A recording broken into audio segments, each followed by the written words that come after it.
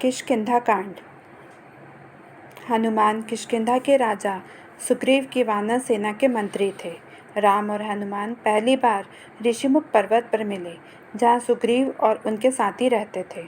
सुग्रीव के भाई बाली ने उससे उसका राज्य भी छीन लिया और उसकी पत्नी को भी बंदी बना रखा था। जब सुग्रीव राम से मिले तो वे दोनों मित्र बन गए। जब रावण पुष्पक विमान से सीता को ले जा रहा था, तब माता सीता ने निशानी के लिए अपने अलंकार फेंक दिए थे। वो सुग्रीव की सेना के कुछ वानरों को मिले थे। जब उन्होंने श्री राम को वो अलंकार दिखाए तो राम और लक्ष्मण की आंखों में आंसू आ गए।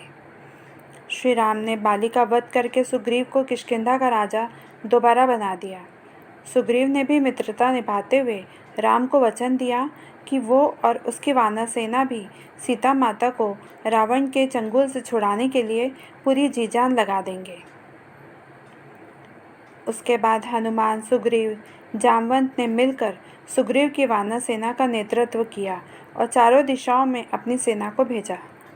सभी दिशाओं में ढूंढने के बाद भी कुछ न मिलने पर ज़्यादातर सेना वापस लौट आई। दक्षिण की तरफ हनुमान एक सेना लेकर गए, जिसका नेतृत्व अंगद कर रहे थे।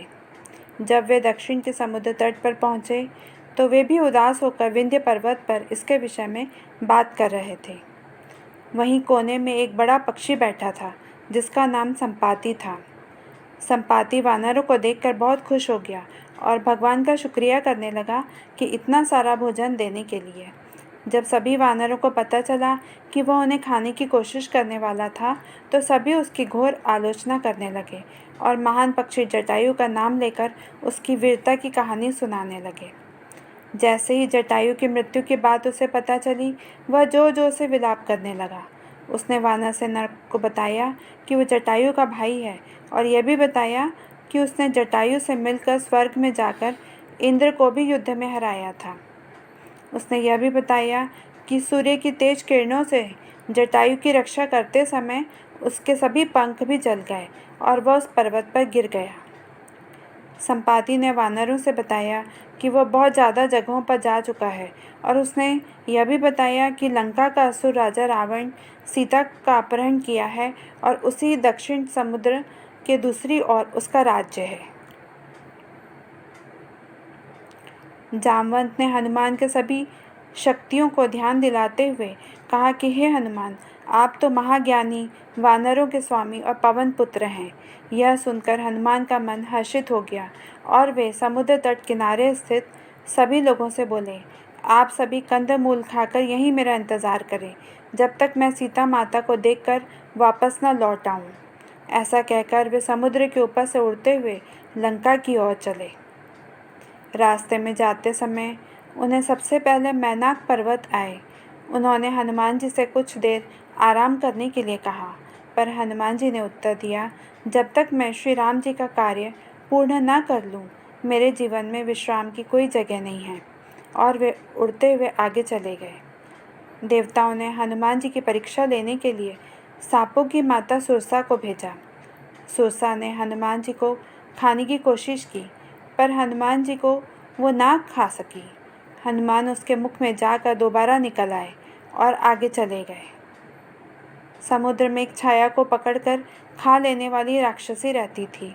उसने हनुमान को पकड़ लिया, पर हनुमान जी ने उसे भी मार दिया। समुद्र तट पर पहुंचने के बाद हनुमान जी एक पर्वत के ऊपर चढ़ गए और वहां से उन्होंने लंका की ओर देखा। लंका का राज्य उन्हें दिखा, जिसके सामने एक बड़ा द्वार था और पूरी लंका सोने की बनी हुई थी। हनुमान ने एक छोटे मच्छर के आकार जितना रूप धारण किया और वे द्वार के अंदर जाने लगे। उसी द्वार पर लंकिनी नामक राक्षसी रहती थी। उसने हनुमान जी का रास्ता रोका तो हनुमान ने एक जोर से घूंसा दिया और वह नीचे गिर गई। उसने डर के मारे हनुमान को हाथ जोड़ा और लंका के भीतर जाने दिया। हनुमान जी ने माता सीता को महल के हर जगह ढूंढा, पर वह उन्हें नहीं मिली। थोड़ी देर बाद ढूंढने के बाद उन्हें एक ऐसा महल दिखाई दिया जिसमें एक छोटा सा मंदिर था, एक तुलसी का पौधा भी था। हनुमान जी को यह देखकर अचंभे में पड़ गए और उन्हें यह जानने की इच्छा हुई कि आखिर ऐसा कौन है जो इन असुरों के बीच श्री राम जी का भक्त है। यह जानने के लिए हनुमान ने एक ब्राह्मण का रूप धारण किया और उन्हें पुकारा। विभीषण अपने महल से बाहर निकले और जब उन्होंने हनुमान जी को देखा तो वे बोले, हे महापुरुष, आपको देखकर मेरे मन में अत्यंत सुख मिल रहा है। क्या आप स्वयं श्री राम हैं? हनुमान ने पूछा, आप कौन हैं? विभीषण ने उत्तर दिया, मैं रावण का भाई विभीषण हूँ। यह सुनकर हनुमान जी अपने असली रूप में आ गए और श्री रामचंद्र जी के विषय में सभी बातें उन्हें बताई। विभीषण ने निवेदन किया कि हे पवन पुत्र, मुझे एक बार श्री राम से मिलवा दो। हनुमान जी ने उत्तर दिया, मैं श्री राम जी से जरूर मिलवा दूंगा, परंतु पहले मुझे यह बताएं कि मैं जानकी माता से कैसे मिल सकता हूँ। जय श्री राम।